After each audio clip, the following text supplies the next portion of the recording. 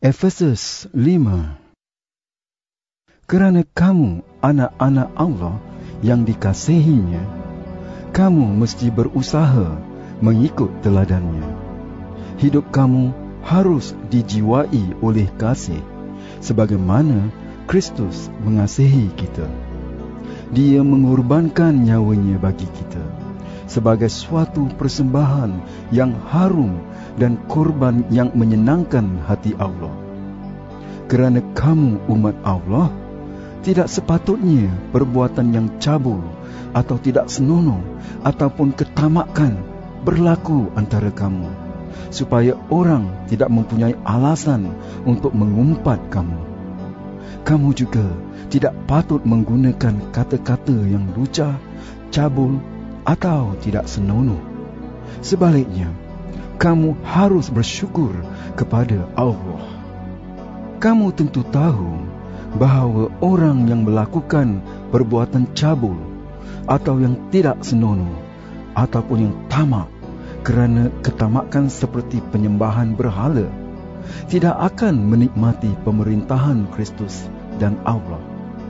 Janganlah biarkan sesiapa pun menipu kamu dengan kata-kata dusta, kerana hal-hal inilah yang menimbulkan kemurkaan Allah terhadap mereka yang tidak taat kepadanya. Oleh itu, janganlah sekali-kali berhubungan dengan orang semacam itu. Dahulu, kamu hidup dalam kegelapan, tetapi sekarang kamu telah menjadi umat Tuhan. Maka kamu hidup dalam cahaya. Itulah sebabnya kamu mesti hidup seperti orang yang hidup dalam cahaya, kerana cahaya itulah yang menyebabkan orang melakukan segala sesuatu yang baik, adil dan tulus. Berusahalah untuk melakukan apa yang menyenangkan hati Tuhan. Janganlah lakukan perbuatan tidak berguna yang biasa dilakukan oleh orang yang hidup dalam kegelapan. Sebaliknya, kamu harus mendedahkan perkara-perkara itu. Sebenarnya, hal-hal yang dilakukan mereka dengan diam-diam amat memalukan untuk dipercakapkan.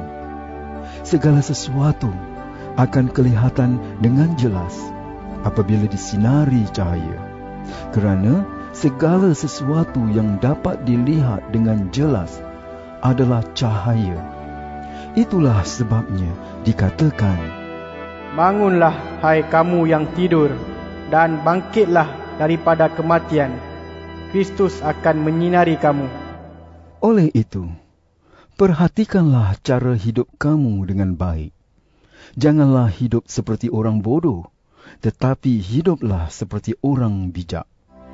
Setiap kali kamu berpeluang melakukan apa yang baik, gunakanlah peluang itu, kerana masa ini masa yang jahat. Janganlah bertindak bodoh, tetapi berusahalah untuk mengetahui apa yang dikehendaki Tuhan bagi kamu.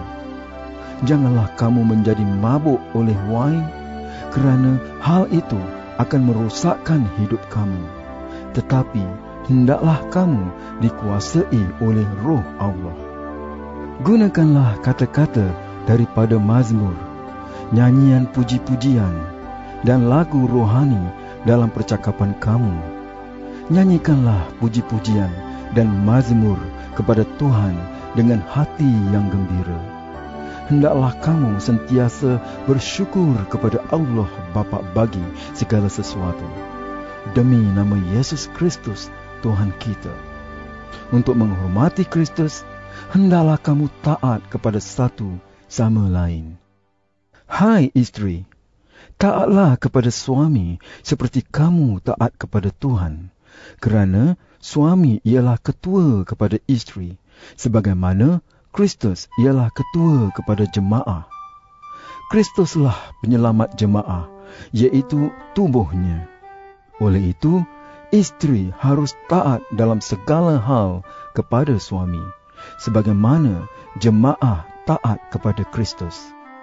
Hai suami, kasihilah isteri kamu, sebagaimana Kristus mengasihi jemaah dan mengorbankan nyawanya untuk jemaah. Kristus berbuat demikian untuk membersihkan jemaah dengan air dan dengan firman-Nya, supaya Dia dapat menyerahkan jemaah kepada Allah. Dengan demikian, Kristus memiliki jemaah yang penuh dengan kecemerlangan, yang murni dan yang tidak bercacat celah sedikit pun. Suami harus mengasihi istri seperti mengasihi tubuh sendiri. Orang yang mengasihi istri berarti mengasihi diri sendiri. Tidak seorang pun pernah membenci tubuhnya sendiri. Sebaliknya, dia memelihara dan menjaganya seperti Kristus juga memelihara dan menjaga jemaah, kerana kita anggota tubuh Kristus.